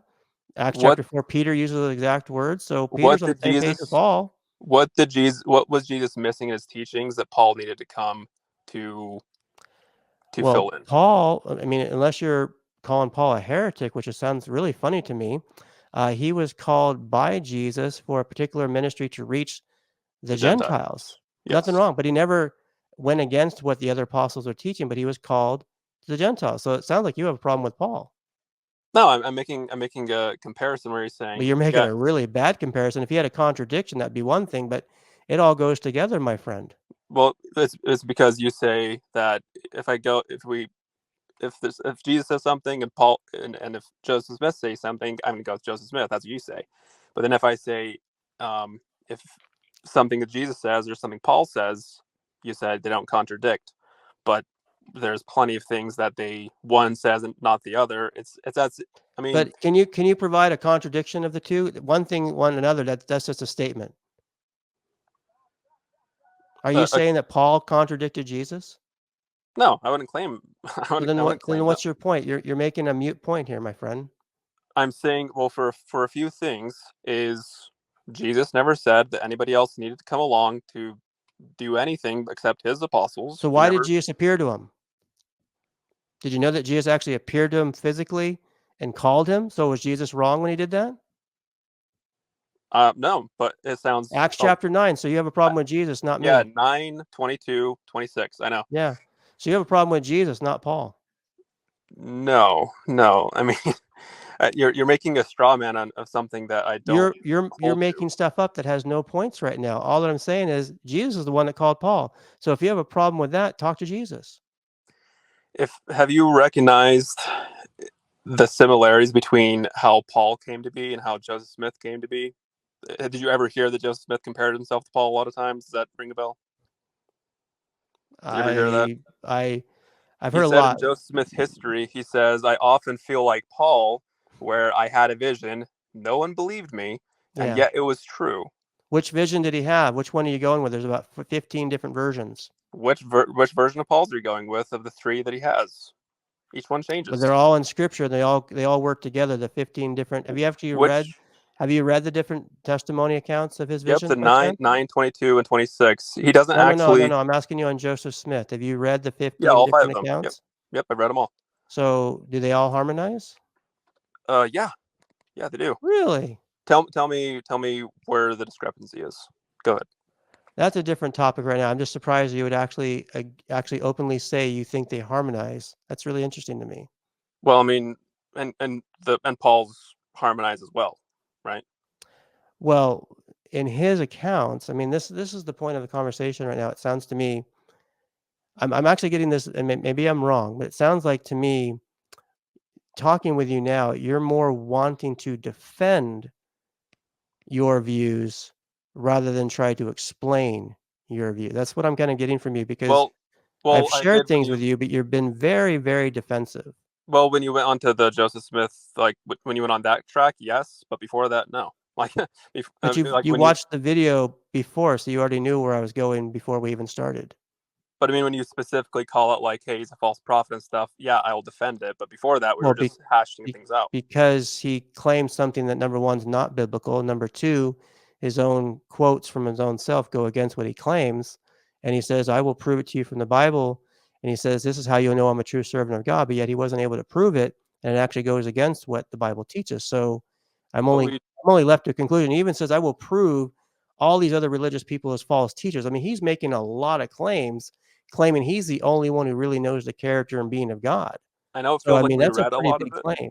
I know it feels like we read a lot of it, but we only read like a tenth of that whole sermon. So I mean, But that's the section in regards to the teaching on who he God is circles that he back to claims. he circles back. If you really read it, you'll see Yeah, that he circles back to points that he sure. made in the And remember past. later on, he says that I've taught about the plurality of God for the last 15 years, and he calls the Father, That's a the different Son, discourse, but yes, he and the does Holy talk about Spirit, that 3 separate gods. You remember that? in a completely Do you different know what that discourse. is? And Yes, according to the Bible, that's called polytheism.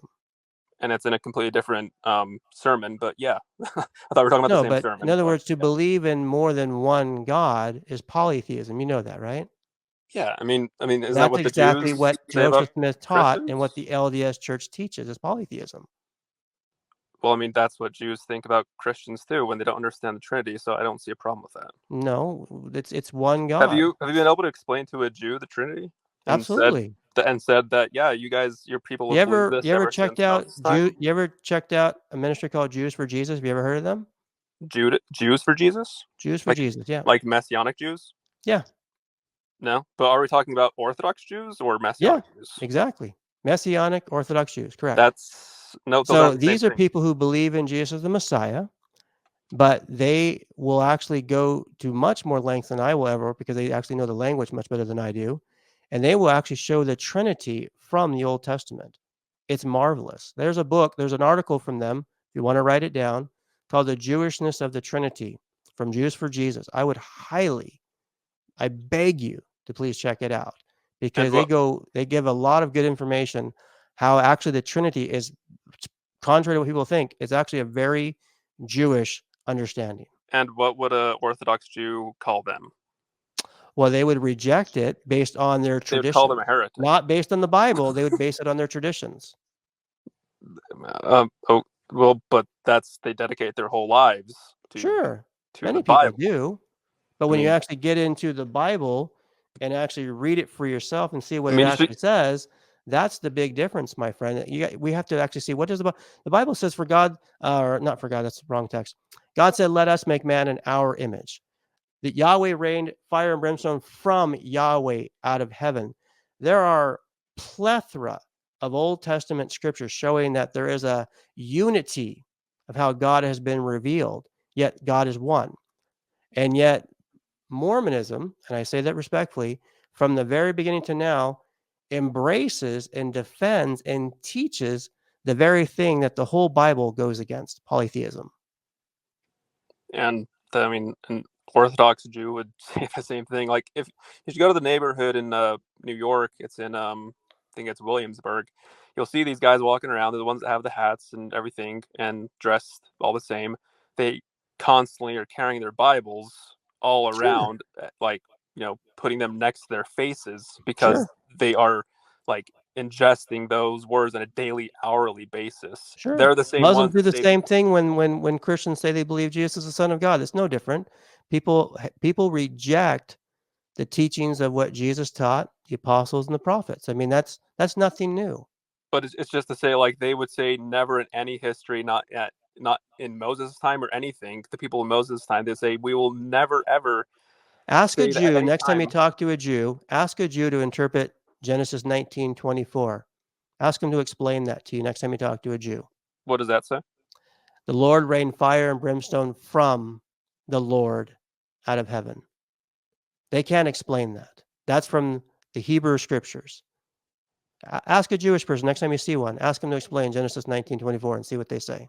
And are you to say that like that's like the end all be all? It No, that's proves just them one wrong. among many verses that I could cite where from the Hebrew scriptures, even though, yes, Jewish people who are those who reject Jesus as the Messiah and want to claim that God is one, meaning one in person, yet there are scriptures which if I've talked to many firsthand, where we go to the Old Testament, I say, well, okay, well, if and just like I'm talking with you, I say, okay, can you explain this verse? And they'll dance around, try to come up with all kinds of different things, but yet the text says what the text says. And so all I'm saying to you is, according to classic Judaism, prior to even the time of Jesus, the understanding that God was more in regards to just not just one in person, but there was some kind of compound unity. This was common understanding, the Jewish understanding before Jesus came.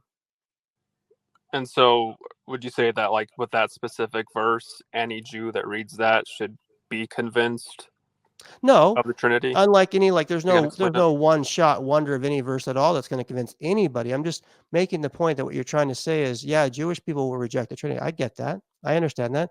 Just like talking to you, I understand you're going to reject what I've been sharing.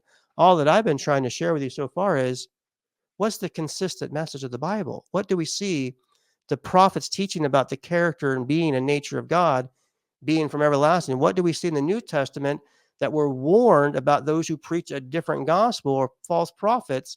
And here comes Joseph Smith. I didn't mean to say Joe in the wrong way. Joseph It's Smith I've said that once by accident. Someone said, "Oh, he said Joe. He's disrespecting Joe." I didn't mean to come No, like no, that. no. Yeah. So just anyone out there that was just slip of the tongue.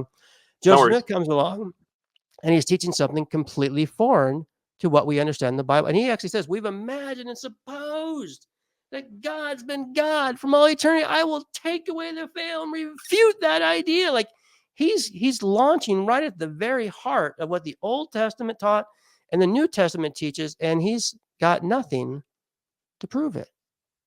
I'll say I hope you'll I guess give me the admiration that at least like any of the references you brought up that like I did address them, that I didn't just like throw them out of the way or anything, that like we actually have gone to the resources, we have addressed them, and that I don't know if you meant this way or not, but how you say I'll probably reject it. I hope by me actually going through these and speaking with you through these references that you'll see that I'm not just rejecting anything you say Well, and you're not plugging my ears. rejecting in the sense of rejecting, but you're denying what they clearly teach. That I believe. But you will at least grant me that I'm looking and trying to interpret them. Yeah, I will grant you that. And actually I'll be completely frank with you on what you just said too. Like I've enjoyed talking with you. I think you've got some big kahunas, meaning to come on here, to share, to talk. Most people won't do that. Yeah, And so for you, you reached out to me. Remember, like a long time ago, you were typing stuff, and I thought you were LDS, and you're saying you weren't, but really you were in the process. So I was partly right. And then now you've become LDS, and you reached out to me, and we want to talk. And you even watched the video. I asked you, you watched the video, and you said you wanted to come on here, and you did. So I actually say thumbs up because you actually manned up and did it, even though I disagree with you and believe that you're in error. And if you don't repent of this, you will die in your sins. But I do thank you for coming on and sharing because that means a lot to me. yeah, for sure. I just do you mind if I read that one Doctrine and Covenants verse just so we can clear the air, make sure that we're Which one are citing you things correctly. referencing? Because in Doctrine and Covenants 135:3. I'll actually give me 1 second. I'll get it on the screen here. Doctrines and Covenants 135, you said? Yeah, you don't have to read One, the whole. It's pretty long thing, but they're just like one 135. part I wanted to read. Yeah. Give me 1 second here and I'll pop it up on the screen. And you should be able to Number 3. read that. Okay, I so it mean, says Joseph hmm. Smith, the prophet and seer of the Lord, has done more, save Jesus only, for the salvation of men in this world than any other man that has ever lived in it. So that's what I'm saying. That sounded like that's what you're quoting, but it was No, there was a different one. Let me just like that's the only one that I'm aware of in all that I've read. Everything I've read, all the sources. That's the only one that says anything similar to what you were saying. give me just 1 second here. Let me just see if it's um, And this one is saying he hasn't done more than Jesus. He says, save Jesus only. right, So right. this is not making him equal to, above, or anything of Jesus. All right, let me just find the actual reference here.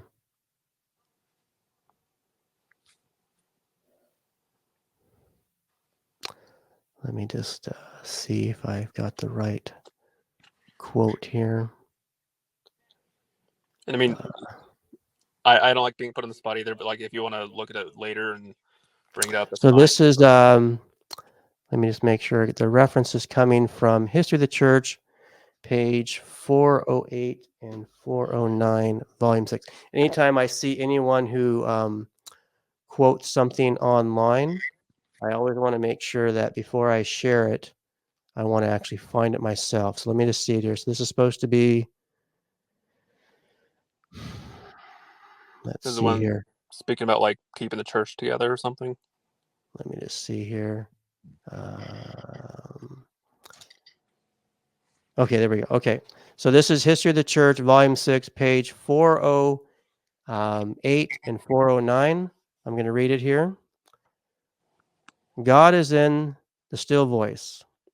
And all these affidavits, indictments, and all of the devil, all corruption. Come on, you persecutors, you false swearers, all hell boil over. Your burning mountains, roll down your lava, for I will come out on the top at least. I have more to boast of than any man ever had. I'm the only man that has ever been able to keep the whole church together since the days of Adam. A large majority of the whole stood by me. Neither Paul, John, Peter, nor Jesus ever did it. I boast that no man ever did it as such the works that I. The followers of Jesus ran away from him, but the Latter-day Saints never ran away from me. You know my daily walk in conversation. I am in the bosom of a virtuous and good people. How I do love to hear the wolves howl. So here he states, I have done more than any other man has done. Yeah. Yeah. So So that that's would the be difference. page Is 408 and 409, History of the Church. I'll eventually put it up so like, you can yeah. So see you it. notice that he doesn't say that he did more, like, than Jesus, Well, right? he said, since this was actually a quote, I'm just going to read it from on my screen here.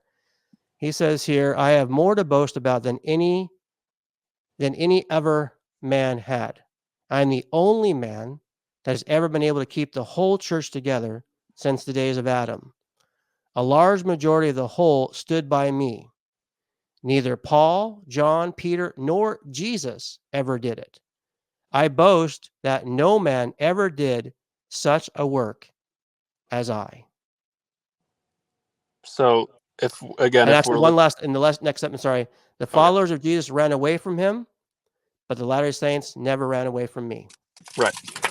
So that's a pretty arrogant statement, in my opinion, there, friend. Can I say what how I see where that's come from? So if we're so we're aware that the art, like, my church is a restorationist church, right? Like, we believe in the restoration of the gospel. Familiar with that? Not a I'm reformation. I'm very familiar with that. Yeah, I know. Sorry, dumb question. It's okay. It's okay. But just to establish, so when he says all of the nobody's been able to hold a church together since the days of Adam, not Paul, not any of them, not Jesus, none of that.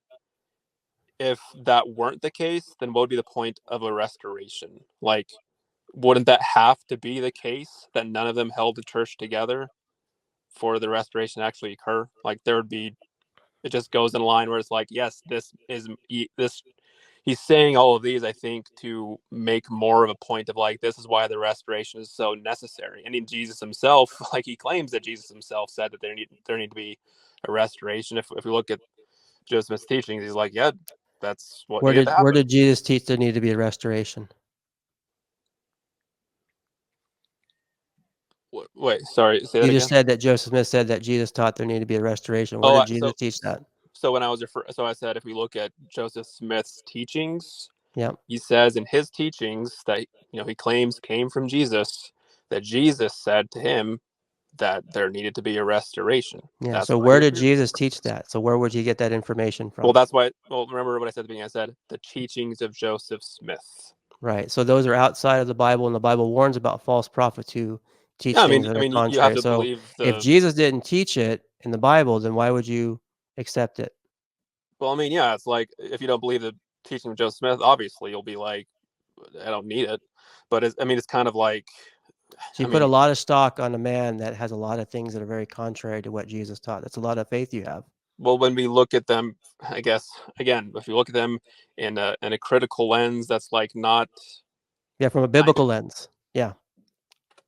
We can debate that and say, yeah, I mean, but if we look at it, if we're saying it from a biblical lens, it'd be like, okay, we had the same quandary I was at when I was first looking at churches in the first place, whereas, like, nobody could agree on things, just like Joseph Smith is like, he found nobody could agree on things, and maybe, yeah, they agree on the essentials, whatever those are, but there was Yeah. consistent confusion caused by all of the ire and the Do you know the infighting. one group of people who are in this whole world that are most united, most together, and don't have division and don't have weird different teachings? That if I was to talk to 10 different Mormons or 20 different Mormons and ask them questions, not all of them be on the same page. I don't know if you know that, but they wouldn't be all on the same page About what? pertaining But the one group that would be on the same page on everything, do you know what that group would be?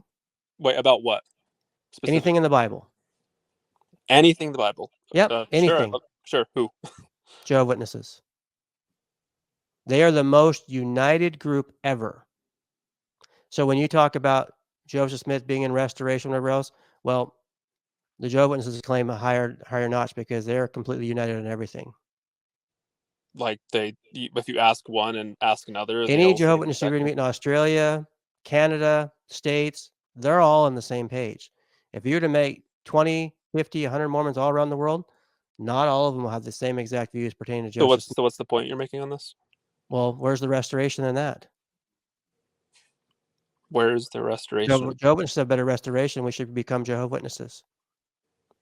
Wait, so you're saying that there should be a restoration? Well, that Well, again, this is what I'm Joseph confused. Smith said. Remember, he said, quote, I am the only man who has been able to keep the whole church together since the days of Adam. A large majority of the whole have stood by me. Neither Paul, John, Peter, or Jesus ever did it. I boast that no man ever did such a work as I. The followers of Jesus ran away from him, but the latter saints never ran away from me yet. So the point is, you're claiming there needs to be this restoration. Well, I'm saying to you, I've talked to a lot of people over the years, and this is not trying to poke a jab, and this is just fact. Not all Mormons have all the same exact views about Joseph Smith, the Bible, or even the Book of Mormon. I've learned this through personal experience. But when it comes to Jehovah's Witnesses, if we're going to talk about restoration and this united front, if you will, worldwide, the witnesses beat every single one of us out there. So I'm just trying to say your point of restoration, it doesn't have anything really to hold water, because if that was the case, then the witnesses would win that case. But they weren't claiming any I don't know They do how. claim to be restoration. In fact, they claim to be restoring. They claim it's great, same thing, great apostasy. They claim it fell away with the apostles. God had to raise up Charles Russell and those other prophets after him. And now they're this one organization that claims to be this modern day Ezekiel prophet, that they're united. And they They currently claim have a a prophet. restoration. They claim a very similar thing. They just don't have all the same, um, you know, um, bells and whistles, as I would say, as the LDS Church has. And not. Oh, do you know what the name of their other scriptures are, or is just That's called anything the that Watchtower and Bible Tract Society. They're called the Anointed Class. like that's the name of their other scripture besides the Bible?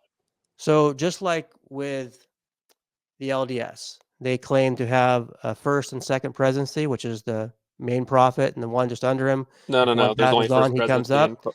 Then you've apostles. got your 12 apostles, and then you got your 70 quorum, and then multiple other areas of leadership, right? Yeah, The organization has what's called the anointed class, the 144,000. What they claim, what they teach is spiritual food that's equal with the Bible. And so they're, as an organization, they are the inspired scripture for God today that speaks. That's who they are. What they teach is supposed to be as inspired as the Bible. and by they you mean every Their individual member, publications, all of their publications are divinely inspired, they claim, from God. and it's all new revelation scripture, just like the Bible came to be. Yeah, but I'm just trying to share with you a basic point, because that's a whole lot. I mean, that's a big, big, big topic. My I'm point just though having is, trouble seeing how. I mean, it seems like what we're I'm trying trying to to say is, force. You know, Joseph Smith is not unique. Every group has their claims. Every group has their prophets. They all say the same thing. The one thing that we can stand on is what Jesus taught and what the apostles taught, so that we could be warned of false prophets and false teachers. yeah, and I mean, again, coming from where I am, I guess With the one. Joseph Smith lenses, I understand. I get it. Well, no, no, no, no. Apart from that, is I guess if we say very simply, I mean, just that small little word, the small little word that's often repeated is clear. It's clear. I've heard that so many times from any claimed Christian wherever I go. They say it clearly says this, clearly says that, and they say Sure. that it clearly says something, and then I ask somebody else, and they say it means the complete opposite clearly. It doesn't mean what you think it means. If two of you Well, the say one thing is clear tonight. The Bible is very extremely clear that God is everlasting, everlasting. He was never once a man. That's completely clear. I mean, I kind of. I mean, I don't think I'll win on that one, but just I won't win on trying to convince you that we're seeing it from two different ways, and it's just trying to see it from that way that we're just not Right. granting it. Well, how about From we end on a good note? Because I really, really have, and I mean this, enjoyed, even though we've kind of pressed each other a little bit here and there and shared different views. And I respect that, to be honest with you. You actually, I mean this in a good way. You actually, in a way, and I use the word surprised, not as if like I'm, ooh, but you've learned a lot in a short time, which is actually commendable. I encourage you to keep on keeping on. And I think at some point, maybe down the road, we could do a different topic because, like all we can do is share what we believe. And I don't want to keep on beating it over and over and over because I don't think of trying to force anybody. I know you don't either, 'cause that's not the LDS way. I know that. But maybe another time we could talk about the great apostasy, the Melchizedek priesthood, or something like that, because these are some cornerstone teachings that are of the LDS faith that really make them unique. And I would be willing to talk with you another time if you like on that. I would too, yeah, and I apologize I didn't bring up more from your video. Like I do have some notes that I took, but I just didn't. I just wanted to stay on topic of what you were talking about. But there's plenty of other things in there that I would like to talk about. But yeah, I mean, if you want to pick something at another time, we can totally do that, and I will be Yeah. very well informed on.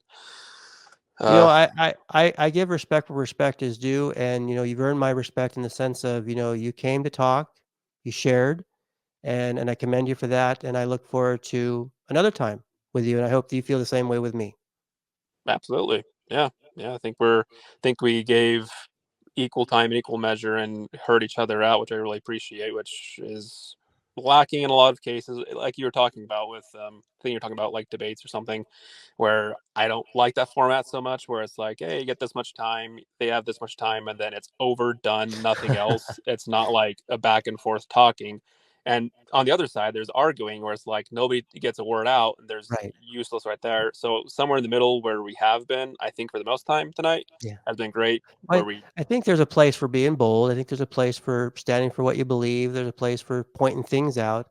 I think we have to, and I can't always say that I've always done great in this area, but I try to be as respectful. That's always my intention anyway, and anyone I'm talking with, and to give that person respect and to have a conversation where, like you said, the YouTube realm, people will just, jump at each other, call each other names, and just it's like a circus. It's a crazy circus, and so I try to not.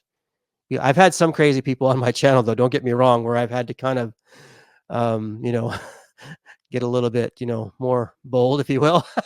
yeah, But but it's been great talking with you, and I hope you ponder, as you like, LDS like to use the word ponder, search ponder ponder these pray. things we've talked Yep. about, and keep on investigating these things. And I hope that at least if anything at all, we can keep on digging in what Jesus taught, what the apostles taught, and see whether these things match up to, if Joseph Smith can really match up to what he claims. So I appreciate you coming on. Let's set up another conversation another time. Yeah, no problem. Thanks a lot, man. Gene, take care.